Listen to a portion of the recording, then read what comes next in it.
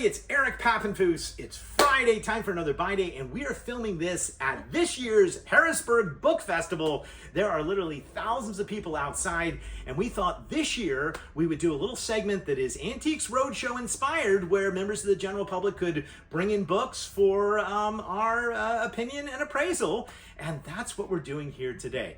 So I am joined by a very special guest today. She is here for our Gatsby panel tonight. So exciting. But this is Emma Sarconi, who is part of the Special Collections Division at Princeton University, a real rare books librarian, and she'll be able to weigh in as well. So we might be able to talk about like the value on the market versus the value to scholars and institutions, which is not always the same thing, which is pretty fun.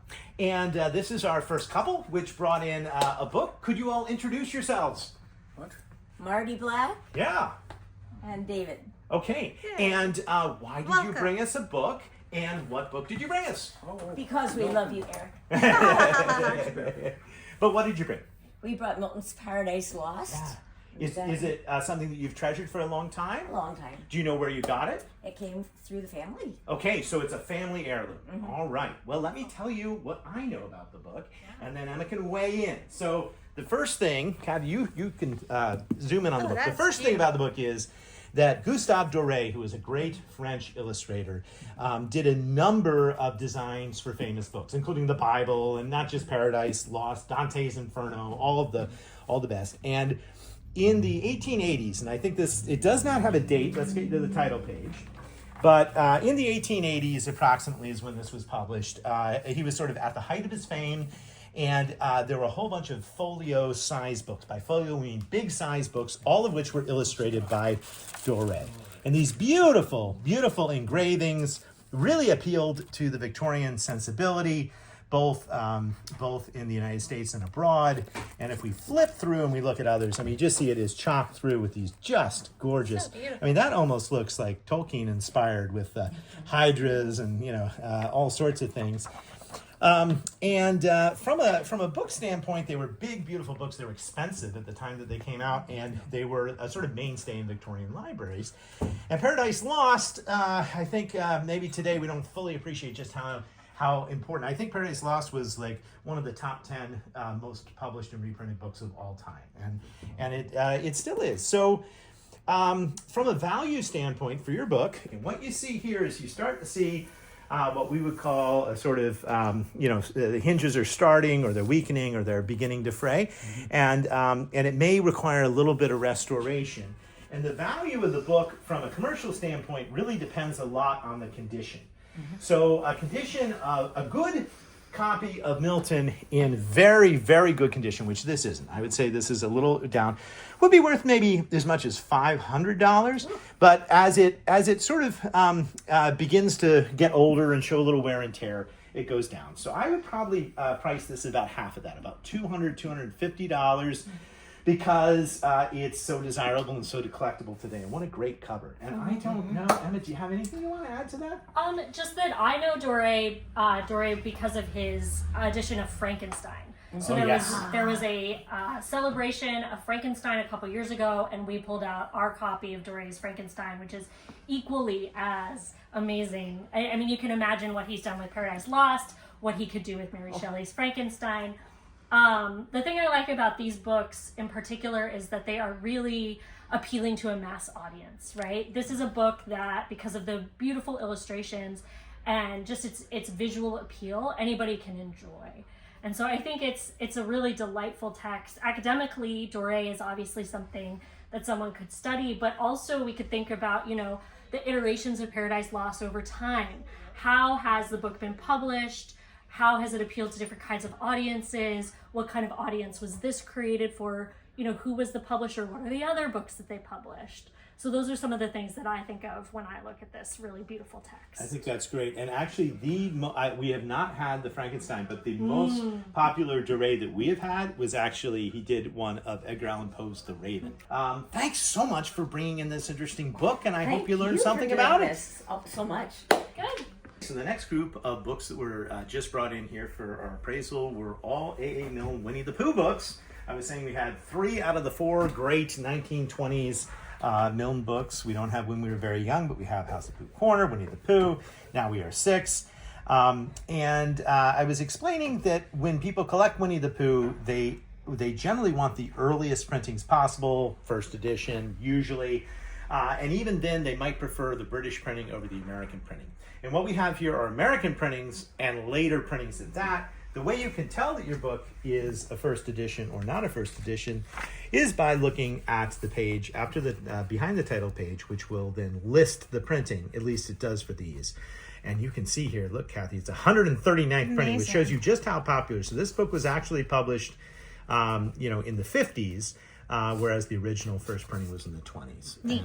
And Emma, you were saying something very interesting. If people would like to compare these to the actual first printing of Winnie the Pooh. So Princeton is fortunate enough to have a first edition printing of Winnie the Pooh from Britain that is actually signed by A.A. Milne. Wow. And you may or may not be aware that Winnie the Pooh entered the public domain several years ago. And when it did, we at Princeton actually digitized our copy. So it is available to see through our library catalog. You can take a look at what it looks like and compare it to maybe editions you have at home, or keep an eye out when you're at bookstores like this one. Yeah, and so that would be Methuen as the publisher, whereas these American ones are all Dutton. You can see here on the publishing thing. And the first edition of these would also, they would have had dust jackets. The dust jacket really affects the value. But these later editions are nice, and I think more fun to read today than a modern paperback. That's right. And you can't put a price on the emotional connection that you might have with copies like this either. That's right. That's right.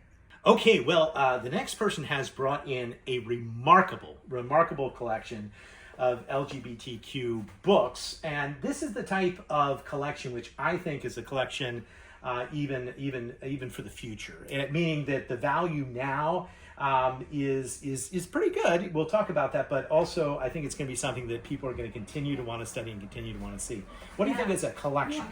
Yeah, I think that this is a kind of literature, the kind of material that is becoming increasingly important to have in special collections and in archives, particularly because the student bodies of universities are looking for themselves in our collections. We've always known this to be true, but this is an area where I get students who are asking, do you have early representations of lesbianism or the trans experience? And because that has not been a collecting priority in the past for institutions like Princeton, the answer is sometimes no. We might have a good collection of material for modern day LGBTQ experiences, but the past is a lot harder, especially because things like this might be kept still in private hands, might have been destroyed, might have been underground publishing, so there wasn't a lot of it to begin with. And so to have this kind of material in the archive is so important to make people feel seen and heard, help them connect to their community and themselves. And that's a lot of what you're doing at Princeton, right? You're working with professors to develop collections which can be utilized by students. Yes. I appreciate it. Yeah, absolutely. And we have a fantastic gender studies librarian who I know is concentrating on really trying to collect more of those stories for our student body. So we are making progress, but some of these are really special And items. from a format standpoint, that's, I think, part of it as well. We were take this book here, Bittersweet, the Autobiography of a Lesbian. You're looking at a book which, at its time, very rare, published. This is the first edition, but it's from 1969. And I can't find this book in really any institutional libraries. And even if we could find it, I was saying I doubt you could find it in the dust jacket. And the dust jacket is part of what makes the appeal of that book, don't you think? So it's an incredibly rare book, but not one that libraries at the time were collecting. Similar with like a mass market paperback like that. Like how many mass markets does the Princeton Library have? I mean, and have they held up at all? Yeah, we do have some mass markets, but mostly related to authors you've probably heard of. Sure. We do have a small pulp collection that is increasingly getting bigger again to the credit of my colleague. But mass market is really hard to preserve. It's hard to keep intact, and so to have something in such great condition is a real. Now this book's in remarkable condition. I think it's the first printing of the paperback. It's in really nice shape. This book dates from 1959, and as a topic from 1959, you can see that's really amazing. Now this book is in print today, and people can read it and are reading it for their gender studies classes, but nobody has the original, and nobody really, you wouldn't even really want to read this version. It would be so fragile today. But I think it's important for libraries to augment their current collections with books that people are really interested from a scholarly position in studying. And that's just another great example. There are a couple other really good examples here. This is a absolutely fascinating, I would say, not privately printed, but a limited printing of photography book from the early 80s. And what's interesting about it is really just how relatively normal everything looks, in the sense that it is not trying to push the envelope to the point where you are shocked or amazed, but it's trying to show acceptance through just beautiful photos. And it's in great condition too. Books like this often will fall apart on the spine and be difficult, but there's a very early collection of LGBTQ photos. We also have a novel by Gary Indiana. The person who brought this in was just telling me, and this is shocking, and I didn't know this, but Indiana's personal collection and papers and libraries were all moved to California right before the recent fires and were destroyed in the fires. So how is that going to affect the study of his work in the future? I don't know, but it's a really, really interesting first edition. Privately printed, but small press run here for this novel, and then another interesting pulp early paperback here. So I valued them at $200, $100, $100, $100, $150, $650 for the group, but I think as a collection it's worth even more. And it's an example of where a collection is worth more than the sum of its parts, and where if you're collecting the right material, you're going to find a lot of interest in libraries today.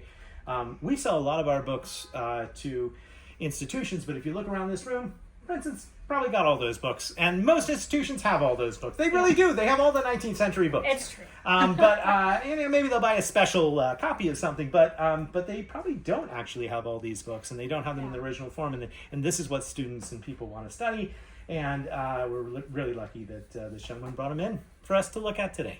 Well, we've had so much fun already today that that's going to do it for this week's Buy Day. We'll have the second half of the collections that were brought in for the Harrisburg Book Festival next Friday at noon. So I hope you'll join us next Friday at noon and every Friday at noon for more adventures in the world of books.